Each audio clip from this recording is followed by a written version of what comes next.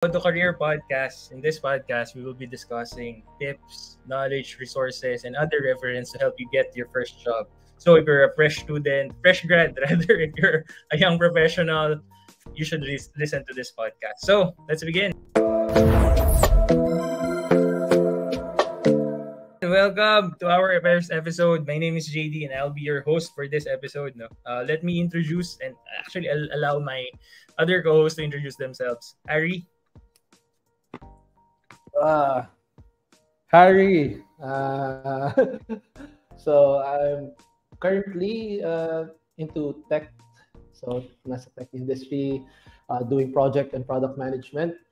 Ewan ko kung relevant, pero share ko na hindi talaga ako nasa tech industry before. And then part of Philippine Dragon Boat Federation. And then, kita naman na medyo choppy yung internet connection. Sige, pabalikin natin si Harry. Siguro, Pats, ikaw muna. Yun, sige. Hi, I'm Pats. Currently, a product manager din for the startup called All Care. Fresh grad. Graduated about a month ago. And now I'm here, working and doing this podcast with you guys. So, really excited. Nice. Thanks. We're glad to have you here, Pat. Kasi definitely, tanda namin ni Harry pero ikaw, definitely take, no? Pagka pumalo ka certain age, bro. Feeling mo tanda mo na. Teka, take to natin si Harry. Harry, you were saying kanina, sobrang choppy nung, Lungkot Sige, sayang yung hype ko Pero anyway, so I'm Harry. Almost, more than a decade doing, I don't know, random things. So long as kikita ako. So, and then I've been doing project management for a decade. And marami akong trips sa buhay. So I'm part of a Philippine Dragon Boat team, Philippine Dragon Boat Federation team. Okay. And then, tumatakbo kami ni JD before. Hindi ko alam kung ano nangyari sa kanya. But yan, running, joining ultra marathons, and I'm a Athens Street Hustler. Nice. Yeah, so solid. Thanks, bro, for sharing those, no? Especially yung takbo dati. Kitang-kita naman. Hindi naman gaganto kung nakakatakbo pa, di ba? Pero babawi tayo dyan.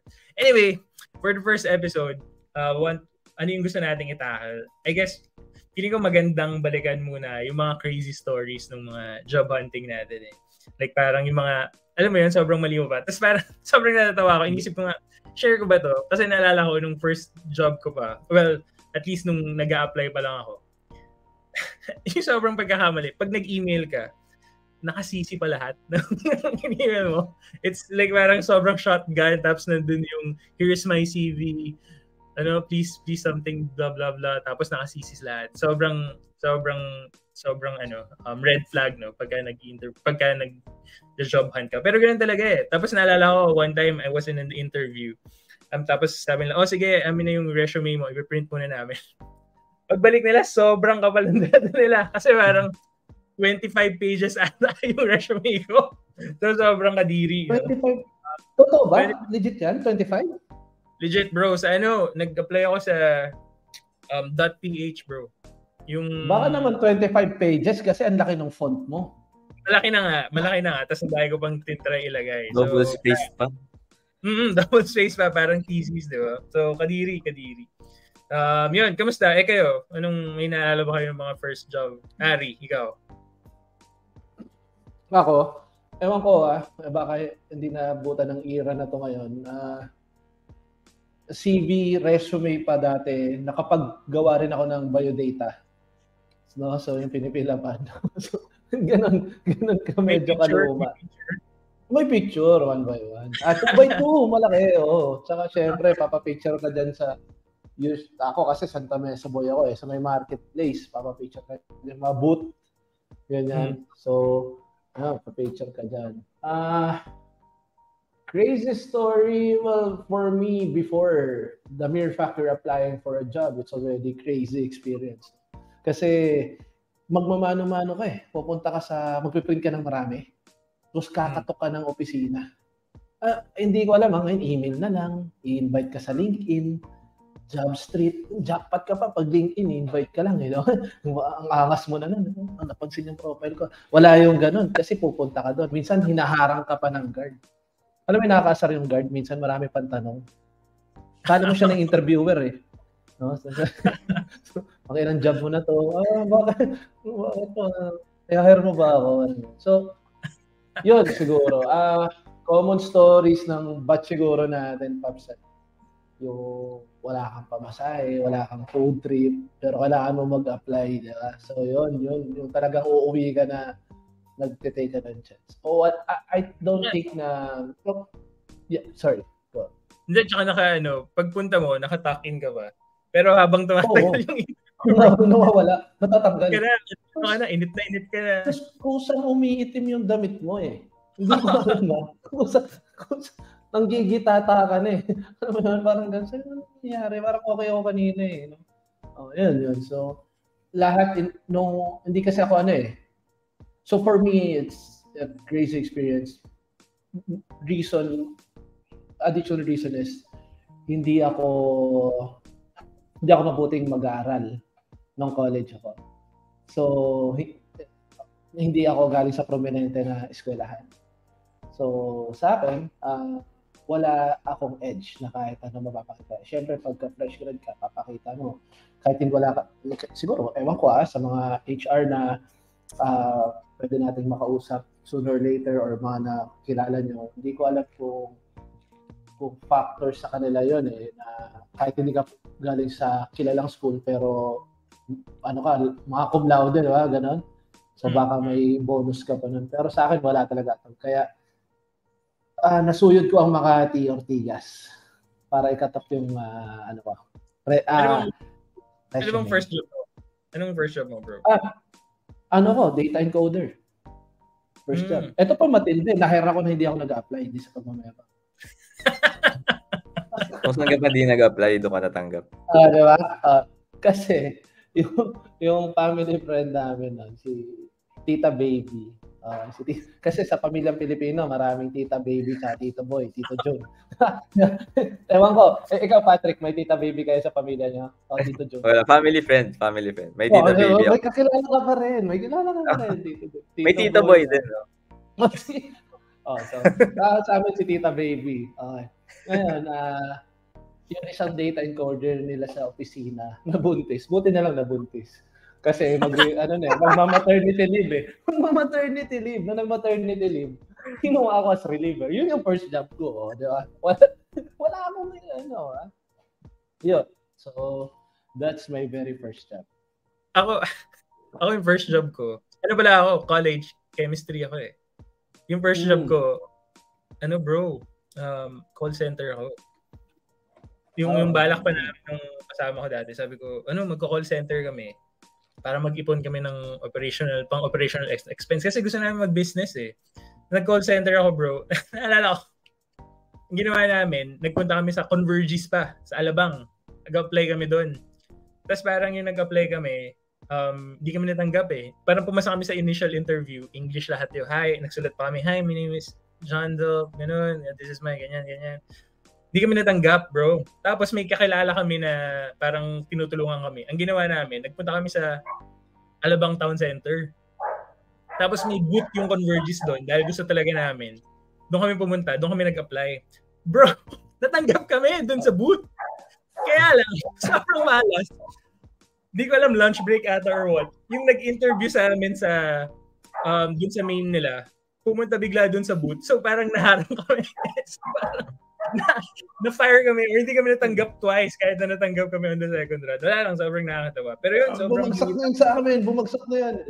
Bumagsak yan. Tapos parang nag-feedback pa kami. Sabi namin, dapat po ayusin nyo yung system nyo, yung standards nyo. Bakit pumasa kami? May mga ganun pa kami trying to plead our case, bro. Wala. Kasi hindi kami natanggap on that. Tapos pero eventually, natanggap ako sa call center. Eastwood ako eh. Nag-ano kami, bro, for technical digital cameras. Yung mga technical rep.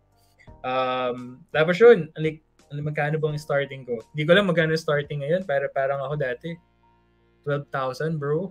Malaki Starting. yan. Malaki yan. Malaki ba yun? Hindi ko alam. 8.5 Baka dahil ako eh. 8.5 ako. 8.5 ako. 8.5. Siguro 8.5 kasi hindi naman ako nag-apply. Right. So, tuwang-tuwa ako pagka nag-night differentials ako. Minsan pumapalo ako quincenas. 8,000 bro, tuwang-tuwa ako. Kasi dahil nag-apartment ako mag-isa, nakatira ako mag-isa. Pagka pumalo ako ng 8K, may natitira sa akin 3K a month. Ganon kahirap. Not bad, no? Not bad. Hirap. Mahirap. So, yun, may nakaipon ako with the 3K a month until nagtuloy-tuloy. Ikaw, Pat, gusto ko marinig yung kay Pat eh. Kasi ito, si Patrick. Kasi malumang tao kami nito. Feeling ko ibang-iba na experience. Wala. LinkedIn na to eh. I don't think I can top your stories, guys eh. Grabe. Medyo na ako eh. Pandemic na nung nag-a-apply na ako. So, tama, LinkedIn era na ganyan. Pero siguro I can share one funny story na yung una parang nag-a-apply ka tapos hindi mo na-send yung CV mo. Parang haba ng cover letter mo pero wala kang CV. Hindi mo na-attach, gano'n. So, I remember di rin ako natanggap doon. And then itong job ko ngayon, technically first full-time job ko siya. Pero sobrang funny nung experience kasi umabot ako sa final interview. Tapos yung CEO pina-explain sa akin kung ano yung what the company is all about. Tapos syempre explain naman ako ng todo, 'di ba? Tapos pinatigil niya ako midway nung explanation ko. Sabi niya, "Wait, stop talking," sabi niya. Sabi ko, yes. Sabi niya, I don't know what you're talking about. Like, that's not our company. Iba pa ng company yung na-explain ko. Ibang company yung in-applyan ko. In-applyan ko rin siya. Tapos, naalala ko, sila pala yung hindi na nag-reply sa akin. Sabi ko, sorry. Buti online eh. Buti online kasi nga, may COVID pa. So, habang sabi ko, yeah, I remember your company. Sabay Google ako. So, bukas ka ng bagong tab. Google ka. Sabi ko, ano nga ulit to? Tapos, doon ko naalala. Okay, ito pala yun. So, yun. Buti na lang, may backer ako. Natanggap pa. Pero, like, curious ako eh. Like, paano yung application process nun? Like, saan ka nag-apply, Pat, ng gano'n? Like, via LinkedIn? In-invite ka ba? Or talaga nag-apply ka? Ako, in-invite ako. Dito sa job ko ngayon, in-invite ako ni Dino. Our good friend Dino. Pero, yung ibang internships, I've been to like 4 internships before landing this full-time job. Lang talaga, I just used my network. Kinapalan ko lang talaga mukha ko, guys. Yes. Talaga, kapag may events, ganyan. Nag-intern ka dyan sa job na yan? Saan? Nag-intern ka dyan sa full-time job mo ngayon? Hindi na. Full-time agad to. Pero, before, ramdam ko naman yung privilege ng isang student from Ateneo. So, very thankful then for my network, no. Pero of course it doesn't come right away. Of course you still get to work hard for it, no. So I just use my network. So before I got into Ideaspace, and a bunch of startups then. So puro networking yun. Talagang kinakapalan ko lang talaga yung mukha ko. Parang, uy, may internship dito, send nga ako email. Ganyan. Tapos, syempre, maghahanda pa ako sa interview. I remember my first interview din. So, wala pa akong experience talaga with job interviews. Tapos, sobrang awkward. Like, hindi, wala siyang tinatanong. Tapos sinabi ko na lang na, I see myself growing in this company. Hindi niya naman tinatanong. Tapos sabi ng CEO parang, Okay. Okay, sige. Buti Sobrang nakita mo, ridiculous. diba? Buti nakita mo. Gosh. Buti tinanggap niya pa rin ako. Pero, yun, sobrang, alam mo yun, parang feeling ko minsan pinagbibigyan ka lang. Right. No? Yeah. Pinagbibigyan ka lang, no? Pero kasi internship lang naman, di ba? Pero, yun, yung mga stories na yun. If you don't mind me asking that. So, I assume nandun ka sa top 4 universities na graduate. Ateneo. Yeah. Ateneo. I'm not sure if we have to say it, pero okay. Ateneo, of course. Pwede. Sige. Anyway, kasi, yan din yung advantage siguro yung connection as you mentioned, yung privilege. Pero sa akin, ano rin siya ewan ko, at the end of the day, depende sa tao. Sa akin ewan ko. Of course. Kasi you have the privilege connection. Pero at the end of the day, how you maximizing it? Parang how will you maximize it? So, meron akong makakilala kasi yung sinabi mo is yung eagerness mo na mag-apply nandun pa rin Meron akong makakilala talaga like tinatanggal pa sila. Ano yun, yung ganung level na graduate sila ng ganitong school tapos dahil may kaya sila tapos alam mo yun, okay lang mawala ng work. Sa akin siguro wala naman akong problem. Totally wala naman akong problem. Mayaman na sila in the first place. Hindi na yan magugutom. Pero feeling ko, yun yung privilege na beyond doon sa moral ng isang tao. Ewan ko lang sa akin. Sorry, parang yung sabi mo, tinatanggal pa sila dahil alam na may kaya. Natanggal pa? Hindi, no. Natanggal pa kasi ganun nila hindi pinapahalagan yung trabaho. Kung si Patrick kasi, he's eager na magkaroon ng ganitong experience, maging ng ganitong experience siya. Okay, tanggalin niyo ako, di ako magutom. Parang gets naman the idea na hindi ka talaga magutom. Pero, ano na siya ang dating kasi sa akin, ewan ko, hindi siya maganda for me. Yun lang siguro, yun lang. So, I think still, rin siya. Good experience pa rin siya. Iba lang yung na-experience namin kasi talagang mano-mano. Pero, for me, yung hassle ng paghanap na may magugustuhan yung company, yung ipapanel mo pa yan, di ba? I-filter mo, ito yung trip mo, ganito, ganyan. Saan ka mag-grow na kahit di ka tinatanong, di ba? So, mahirap maghanap ng ganong company.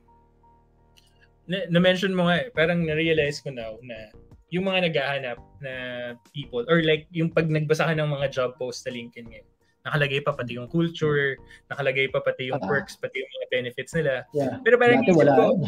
Dati wala. Nung first job naman natin. Sahod lang. Tsaka parang wala akong magagawa. May PhilHealth, may SSS, laban. Yeah, diba? Tsaka wala akong magagawa kung medyo sablay yung boss ko or hindi ako tinutulungan ng manager or sobrang bad vibes dito sa culture. Wala namang discussion nun So feeling ko nga sobrang nag-progress na yan and parang ngayon mas may kitang-kita na yung options. So sinasabi natin na parang mas may power na, kumbaga. Or kung ikaw, sabi mo kung galing ka sa may kaya ka naman or you really have the leeway to choose your career. Parang mamimili ka talaga. Mas diba? malaki. Mas malaki yung wiggle room mo para sa ganun. Saka tama ka doon nakalatag na lahat. Yung yung chance na ma-mislead ka sa company na hindi mo gusto. May chance pa rin, yes, pero hindi kagaya ng dati. Yeah. Diba? So, kami kasi Patrick, siguro hindi to na dahil we have a better era, wala tong ganun sa ganung usapan. Ako nire-respeto ko lahat ng era. Kasi, you have to adapt kung ano yung meron ka ngayon. Meron LinkedIn kami nga 5 tao kami, pero nag-create ako ng LinkedIn profile kasi we're taking advantage with the innovation di ba? So, kung nasaan yung mag-adapt ka kasi may iwan ka. So, before lang, kumbaga, by comparing it. Kaya ako nasanay ako personally. Nasanay ako na hindi ko hinahanap yung kasi ngayon 'di ba may mga ewan ko sa social media just been very hyped na ang sinasabi nila is umalis ka sa company na hindi ka na-appreciate, umalis ka sa company na hindi ka na-recognize yung effort. Iba yung mindset ko eh. Ako, wag mo ako i-appreciate pero pasahurin mo ako. Kesa wag, alam mo yun, kesa i-appreciate mo ako tapos hindi mo ako pinapasahod, wag na lang. Yung, kumbaga, yung idea na nasanay ako na I'm working in exchange of money, no? Nasanay ako ng ganun. And then luckily, nagkaroon na tayo dito nag-progress na siya na may chance na tayo mamili. Oh, bakit kikita ka na? Gusto mo pa yung company. So, alam mo yun, kaya sinasabi ko, nakadepende talaga sa tao eh. Kung paano siya, kung ano yung ano niya talaga. Kung saan, alam mo yun, more on personality ng tao. Kung gusto niya talaga mag-work, gusto niya talaga para sa career niya, or talagang hindi niya pinapahalagan yung career niya, or wala naman talaga siyang gustong gawin muna sa buhay. Hindi ko alam eh. Kanya-kanya. So, wala. Ang haba nung train of thought ko, pero bottom line, feeling ko ano pa rin yun. Pasok pa rin yung experience mo na yun. Pinaghirapan mo pa rin yun. Hindi natin pwede discredit yun. Oo naman. Feeling ko with everyone who has their first job. And then, tama makadepende naman sa tao. And knowing Pats, alam naman natin na talagang eager nga and really, push. Todo. Nax na may plug tayo. Pero I feel like, yung mga sinasabi mo nga, Harry, so sobrang luxury, parang luxury na ngayon.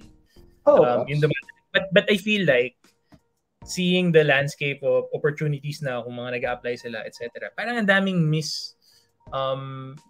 misrepresented or parang ang daming underserved. Parang yung mga ganun, yung mga options na yun, yung mga choices na ganun, mag-work siya sa'yo kung sabi nga ni Patrick or yung nakikita naman natin kasama ka sa Big Four. If you're one of those people na may kakayahan or may luxury mamili parang ganun eh. Pero kung wala, kung like, alam mo yun, parang hindi, yung education background mo is not as par with the competition or yung hinahanap. Wala eh. Like, wala kang option eh. Hindi ikaw yung nasa driver's seat to really do your career. Kaya kuha ka na lang ng kuha. And feeling ko, pagka ganun, dahil kuha ka na lang ng kuha, yung foundation mo sa job, wala na. I mean, yun yung first job, sobrang critical, sobrang crucial, di ba? Wala ka talagang guidance kasi you'll end up with bad companies talaga. Company as company and company as yung people who were around. Yeah. Sa akin, Paps, doon pa rin ako babalik sa core na depende talaga siya sa tao. I mean, napaka-cliche, pero ganun talaga. Kasi, for example, hindi ka namili ng trabaho, importante sa'yo yung sahod. Kasi, if yun yung motivation para mag-work, then be it. Kumbaga, babalik doon na nasa sayo na kung paano mo siya pagyayabungin. Kumbaga, kung ito yung trabaho mo ngayon, gusto mo tumaas pa, gusto mo pang gumanda pa yung career mo, nasa sayo na yun, di ba? Or kumbaga, paano mo papataasin yung sahod mo kung yun yung motivation, di ba? Gagawin mo pa rin siya ng paraan. So, ang ganda lang rin ngayon nga ng mga ginagawa ng mga companies na nakalabas na lahat ng, ito na, all cards on deck. Ito yung mga offer namin, ito yung dadatnan mo, ito yung environment mo, ito yung history ng company, ito yung address namin, may libre kaming kape. Alam mo, lahat na nilagay na eh, di ba? Oh, you can work anywhere, di ba? Ganon. So, wala na eh. Nasa tao na yun kung paano niya papahalagan yung oportunidad na yun. May tanong kay Patrick eh. So, tama ka eh. Inisip ko, Pat, sa ngayon ba, sa mga kabatch mo, I know, syempre, of course, Ateneo, Pips, alam ko mas mga eager ganyan. Pero may mga naka-interact ka ba din na maybe outside school na ano yung perspective nila in getting their first job? Like, may mga ganun ka bang nakita? Oo naman. Kasi ngayon, with my batchmates or even the lower batch ng mga kakilala ko, like, big corporations talaga yung punta na, either that or family business or make their own business, diba? Make their own startup, ganyan. Pero kasi in my experience then, kasi of course I didn't come from money naman. So I got to see both perspectives And pagdating sa I had this one internship where yung role ko parang sa admissions ako. So I interview people kasi to edtech startup to eh. So bago sila matanggap, parang syempre may screening, 'di ba? Tapos I got to interview people na kaya sila sumasali doon or kaya sila nag-enroll dito sa edtech na to kasi sobrang hirap nila maghanap ng trabaho.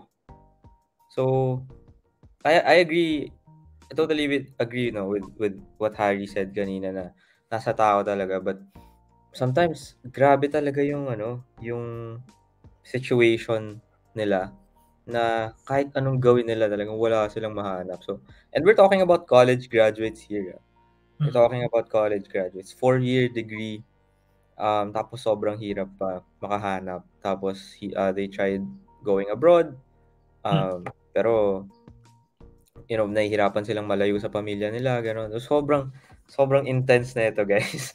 So, yun yung mga na-experience ko na parang grabe, sobrang parang yes, there's a factor na you need to work hard, pero it's also a factor na yung external factors. There are also external factors that tama ka doon, Pat. Totally agree. That become a hindrance to them kasi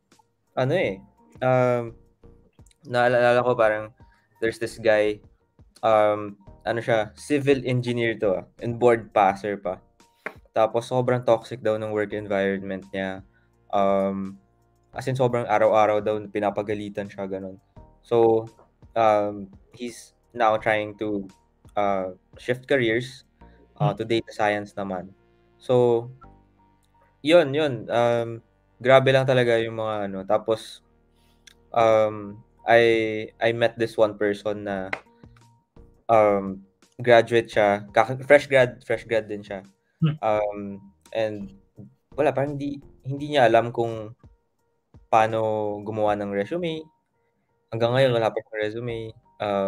Hindi niya alam paano mag-apply or kung saan mag-a-apply. So we're talking about college graduates na hanggang ngayon nag-explore pa rin on what they want for their careers, ganyan. So yun yung na-realize ko, and wala, sobrang na-appreciate ko lang yung education and yung upskilling. Kasi sa panahon ngayon, sinabi nga ni Harry kanina, like the world is quickly changing, and pag hindi ka sumabay, may iwanan ka. So sobrang importante niya, but there are a lot of people pa rin na hindi pa rin makasabay. So it's really a privilege, and sobrang intense. Actually, na-move ako doon, Pap, doon sa sinabi mo na may external factor. Naniwala ako doon kasi meron talagang gumagalaw na sistema na hindi natin nakikita. For sure. May sistema na per company, buong bansa, community, may sistema dyan. Kaya nga, di ba, may mga nagsasabi na reason ba't wala na akong, alam ko wala akong connection, pero ba't wala na ako sa social media, I mean Facebook specifically, kasi masyado nilang yung wisdom peke hindi realistic minsan Example, sasabihin, mabuhay kang mahirap, hindi mo yun kasalanan. Mamatay kang mahirap, kasalanan mo na yun. Ano yung mga sinasabi na doon factor? Yung sipag, yung ganon, magsipag ka. Pare, isipin mo, small town boy ako probinsyano yung airpods ko. One of the poorest province here in the Philippines, to be exact. Nag-aral ako sa probinsya. May kilala akong magsasaka doon. Hanggang ngayon, nagsasaka pa rin siya. Kasalanan niya ba yun? Ay, ang sipag niya Gigising siya alas 2 ng araw. Matatapos siya. Hapon, may sistema. So nakukuha ko yun na parang sabi ko, alam mo yun, kahit God mo i-build yung sarili mo rin minsan, meron talagang kailangan may mabasag mo yun number one, ma-recognize mo kung ano yun. Hindi ko rin masasagot siya. Pero feeling ko, tayo individually, kaya kahit paano nakakuha tayo ng ng trabaho na gusto natin, ng career na tinitake natin. Kasi nakikita natin ano yung sistema na yon, no? Hindi na applicable sa atin. So yun siya. Kasi simple lang, example. Yung pinsan ko, kaibigan niya HR. Nag-resign siya sa company na in-applyan niya. Kilalang company, nag-resign siya doon. Kasi daw yung mga HR. Pag may eto kasi medyo luma na to, Patrick. Tingin ko hindi na to applicable na yan. Pero ang nangyayari daw, pag may nag-apply na hindi kilalang school, pinagtatawanan nila. Ano yung Southern, university, parang ganun. Ganun nila pinagtatawanan. Totoo. So parang hindi niya kinakaya. So, yun, sistema na yun eh. Sistema na yun ng kumpanya na naghihinder sa opportunity ng isang individual kahit gaano kagaling individual. Di ba? Yun yung point ko. Yun yung kaya nakuha ko yun. And isa pa, na mention mo, yung CV. Hindi para alam gawin gumawa ng CV. Diba? College graduate. Tinamaan ako kasi kumuha lang ako ng format ng school namin eh. Diba? Pili ko, nung graduate ako, kung nag-apply kami sa isang company ng mga iba kong tropa, baka 10 o 12 kami, pare-pares kami nang nakalagay doon sa taas. Yung description mo sa sarili mo. Template. Template, pare-pares kami doon, pare. Yun yung nakikita. Kasi hindi kami marunong. Pero yun din, parte rin ng sistema yun. Bakit? Ang laki ng disconnect ng educational system sa industry, sa labas. Ang laki. May magtuturo sa'yo ng CV, ganito gagawin mo, pero pabalat bunga. Ang lumalabas sa CV before is, kailangan mo yun pag nag-apply. Well, in fact, sobrang kailangan mo siya kasi ipapakilala mo yung sarili mo nang hindi ka nagsasalita. Yun eh. Di ba? So, hindi naman siya tinuro dito. So, sistema rin ulit yun. Yun. Kayo ba? Ano bang parang nakikita nyo na ano siya, na isa sa dapat na tinuturo sa school na kasi magagamit mo pala kagad pag graduate. Given yun yung course na gusto mo, syempre, tuturo sa iyo. Pero kagaya pag-create ng CV, ano pa mga nakikita niya? Or even sa personality, kasi kailangan may confidence ka eh. Hindi naman tinuturo sa school eh. Oo. Ewan ko. Tama. Ako, yun, agree sa CV. Actually, walang nagturo eh. 'Di ba? Parang ano lang eh, independently kasi sa mga student orgs eh. Ganyan kasi medyo active yung student organization sa ADMO. Isa pa bukod sa CV, yun yung confidence. Yun talaga di mo mag-google yun, 'di ba? Walang magtuturo sa noon. So, kailangan ma-harness mo talaga siya, kailangan ma-practice mo talaga siya. So, alam mo parang as soon as you step into college, like maraming nagsasabi na parang mag-focus ka sa pag-aaral mo, ganyan, kailangan maganda grades mo. Tama naman yun, 'di ba? Pero sa panahon ngayon may tumitingin pa ba sa grades, 'di ba? While important pa rin siya and while it gets you to places, and especially 'di ba? Especially kung tumitingin ka sa further studies like postgraduate degrees, ganyan. Syempre magma-matter 'yon, 'di ba? Or if you wanna focus sa academe talaga, for sure magma-matter 'yan. It will take you far. But it will only take you so far kasi of course kailangan mo yung experience. So as soon as you step into college, kailangan talaga mahasa mo na yung skills mo, networking skills, communication skills. Diba? Kasi ngayon, yung mga sa experience ko nakikita ko, sobrang mahiyain. Sobrang mahiyain. Walang self-esteem, di ba? Pag tinanong mo, pag di nila alam, gano'n. Tawa-tawa na lang, di ba? Tsaka, totoo yun. Yung sa akin, yung sa grades, actually, ano ko lang, ibabalanse ko. Tama ka doon. Wala naman na tumitingin doon eh. Pero sa akin naman, para siguro ano na rin to, tip ko na rin siguro sa mga nag-aaral doon. aral pa rin kayo, i-aim nyo yung maayos na grade. Huwag nyo na ako gayahin. Pero i-aim yun. Bakit? Kasi sa ngayon, ito yung hindi naintindihan ng iba. Small wins yun eh. Or malaking wins nga yun eh. Kasi ang intention mo ba't ka nasa school is mag-aral. So kapag nakukuha mo yung grades na matataas, nakaka-build yan ng kumpiyansa sa sarili mo. Paglabas mo ng school, kumpiyansado ka, mataas yung grades mo.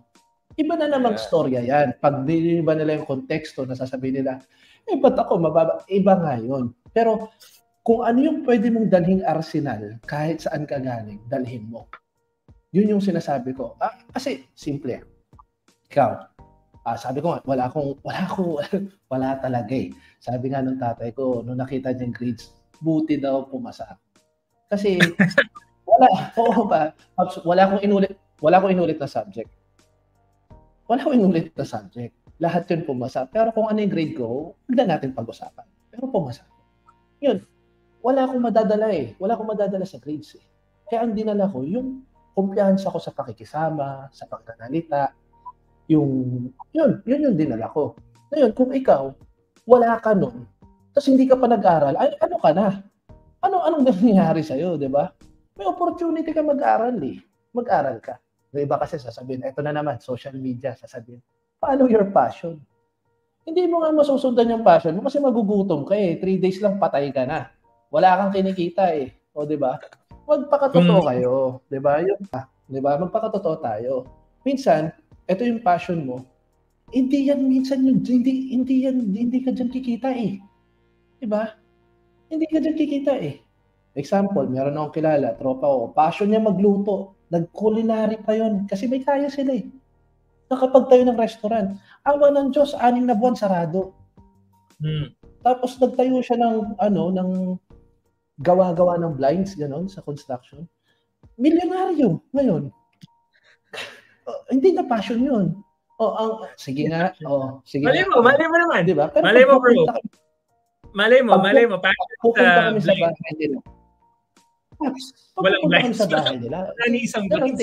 Yung pagkain. Hindi, ang sarap ng food trip kasi yung pagka-culinary na doon na apply eh. Walang bintana. Matindi. Bago lumabas yung trending yan sila Ninong Ray, nakakakita na ako nun, yung tuyo na kare-kare, mga ganyan. Ganun siya kalupit, tinitirentas yung mga sitaw, ganun siya kalupit. Isipin mo passion niya pagluluto, kumita siya sa blinds, hindi niya binitawan. Paano your passion? Hindi nagutom siya. Di ba? Case-to-case basis, guys. That's basically my example na wag nyo i-overhype. Ano siya eh, wala siyang one-size-fits-all na solution eh. Tama rin yung sinirnipat kanina. Pag-graduate mo, di ba? Minsan, may family business, take ka na. Minsan, gusto mo magnegosyo, negosyo ka. Ang career naman, hindi naman pinag-uusapan natin, kailangan mag-empleyado. Pwede ka mag-business. Di ba? Kasi career mo pa rin yun eh. Meron pa nga kumikita minsan, social entrep. Di ba? Kumbaga, meron silang mission na nakikita nilang gusto nilang gawin. Kumikita rin sila. Let's be realistic. Kailangan nila kumita para ma-sustain yung mga ganun. Diba? So, hindi kailangan hindi kailangan ang unang pinag-usapan na natin dito is kailangan yung pag-apply, paggawa ng CV, anything naman na magagawa mo sa career mo so long as gusto mo yung gagawin mo. May mga umaalagwa naman dyan. Sabi ko nga, meron akong kilala, nagkikita-gitara siya, ganyan. Sakto lang yung talent niya. Tapos ngayon, kilala na siya sa pagbabasking. Tapos, nagsusulat siya ng kanta. Yung isang kanta niya, kinuha na ng isang teleserye. So, alam mo yun, di ba? Na parang, pero, hindi yun yung trabaho niya ngayon. Nagtatrabaho pa siya. Ang ganda. Ano siya? Trabaho siya basta may trabaho siya full-time. Ginagawa niya na side. So, you can still do your passion. Diba? But definitely not follow it like 100% if hindi siya practical. Diba? Yun yung sinasabi ko. Yes. Case-to-case basis nga. And I guess, alam mo, parang with all your, parang yung mga napag-usapan natin, no? Parang it pains me to realize na wala ang laki talaga ng gap with ano yung hinahanap ngayon with sa parang ano yung meron ka after mo makagraduate. Iba-iba talaga eh. And feeling ko yung sa akin nga, yung kung ano yung nakatulong sana or ano yung tinuro, I guess yung yung possibilities lang eh. So parang dati kasi iniisip ko, chemistry, pag graduate ako dito, magiging chemist ako, tatrabaho lang ako sa laboratory, yun na yun. So parang ako, sobrang, parang ayoko ata nun. Pero kung Parang gusto mo Breaking Bad. Parang pwedeng pa. Anyway, kidding aside, pero inisip ko kung may nagbigay lang sana ng info na, hindi lang yun hindi lang yun yung career path. Madami pa, like sinabi mo nga, pwede kang mag-business, pwede kang maging ganito, etc. So, hindi lang talaga ganun. And I guess, to tie it all up together, parang sitaw. I guess yun yung reason naman, no? Kaya bakit natin ginagawa yung todo career. Todo kasi nga parang, push mo pa, give it your all, di ba? And parang we really want to help people or Filipinos especially, di ba, to get their first job. And especially, like yung sinabi natin, yung mga wala namang as much opportunities as those na mas privileges, na mas maraming privilege rather. So yun eh. Feeling ko that's a good cause naman to push us or to continue this, di ba? With that being said, ano ba yung mga ma-expect ng mga tao in future episodes, Harry? So siguro, isa nilang i-expect dyan is yung mga kagaya na itong mga napag-uusapan natin. Siyempre kung paano ma-enhance yung mga, alam mo yun, in a very practical and realistic approach para sa mga careers nila. So isa yun. Ayun, as I was saying, yun nga, they can expect yung mga tips that we can provide based on experience. We can try to give them yung mga insights and in a very realistic and practical approach. No? Pwede ko bang dagdagan lang ng isang mabilis? Kasi you don't know, guys, kung gaano ka-chaotic yung mundo sa labas, especially kung galing ka ng college. Usually, ang mindset mo dyan, pag graduate mo ng college, tutulungan ko pamilya ko, good thing. Okay yun, tutulungan ko pamilya ko. Meron akong pupuntahan eh. May nakalaan ako para sa ganitong bagay. Alam mo yun, parang I can change the world. Parang papunta ka na sa ganun eh. Diba? Pero kailangan mo tibayan, kapatid. Kailangan mo matutunan tumibay. Kailangan mo dito sa Todo Career Podcast, yun nga sinasabi namin, will be realistic and practical sa approach namin, sa mga maririnig nyo sa amin. Of course, we'll give all the insights that we could. Tsaka, ito yung tatry ko i-share. Sorry, bago lang tayo matapos. Isa sa mga hindi ko makalimutan na nag-apply ako isang beses. Hindi ko napapangalanan yung company. Nag-apply ako. Hindi pala ako nag-apply. In-invite ako through JobStreet. So, pumunta ako. Ewan ko, baka debatable to, baka mali ko rin naman to, na hindi ako nagdala ng printed CV. Because I get used to the process na once in-invite ka, hindi mo na kailangan mag-print ng CV. Kasi in-invite ka namin eh. We know your profile. Diba? Punta ako sa isang room, pinagantay ako sa HR. Then afterwards, bumaba yung HR, ganyan, kinausap ko. Okay, ganyan.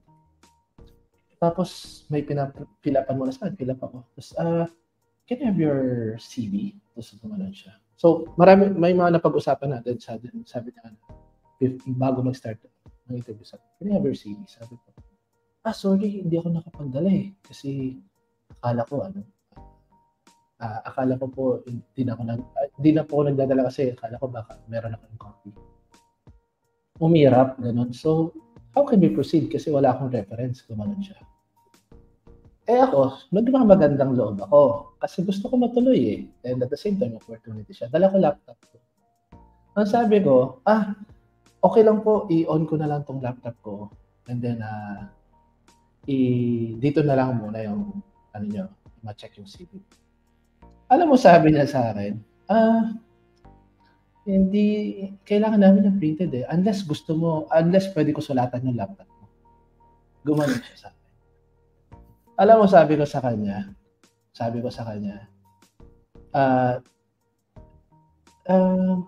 dude, you're being sarcastic. Tapos parang siguro nahimasmasan siya. Babae yun, pero na-dude ko. Na-dude mo. Sa sobrang uminit ako eh. Di ba? Nag-iba yung timpla ko. Sabi niya, parang nag-iba yung mukha niya. Sabi niya, ay, I'm sorry. Sabi niya, sabi ko, wag na natin tuloy yung interview. Call your manager. Sabi ko gano'n. Tapos sabi ng gano'n na, I'm sorry. Let's proceed na sa interview. Sabi ko, no, you call your manager. Tapos maya gumano siya. Kasi nakaganon ako sa table eh. Parang ganyan. Ganyan ako sa table. Yan.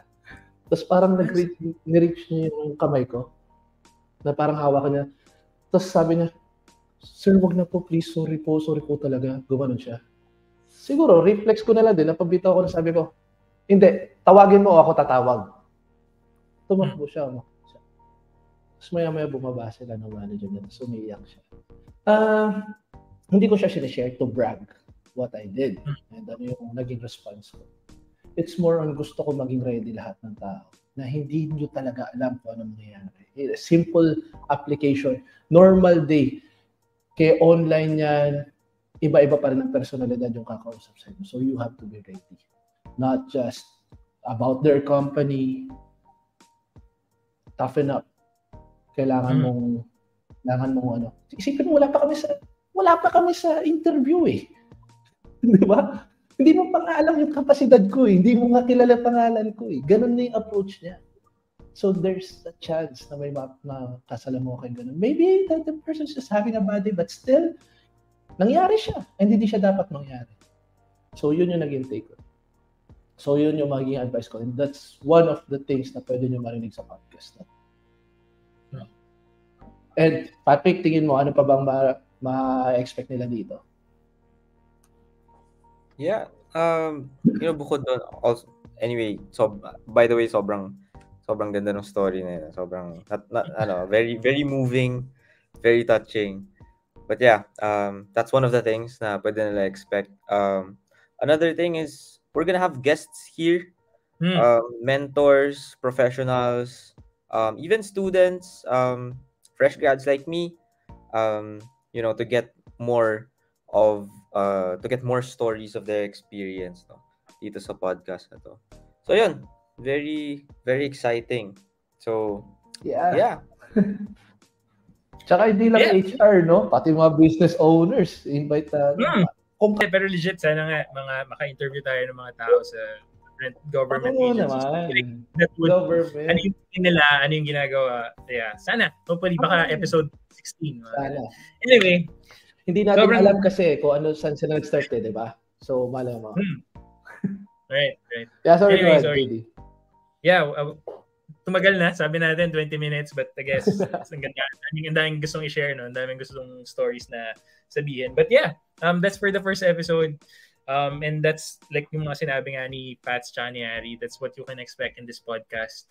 And we hope to see you in future podcast. And sana, kahit na konti pa yung subscribers or wala akong subscribers, use the comment section. Lagay nyo lang yung mga suggestions, sino yung gusto nyo pa-interview, may mga personalities, etc. We'll try to reach out, to find a word, we'll make it work. But that's it. I guess that's for the first episode here in Todo Podcast. Thanks and see you for the next one. Bye! Thank you everyone. Bye, guys. Todo!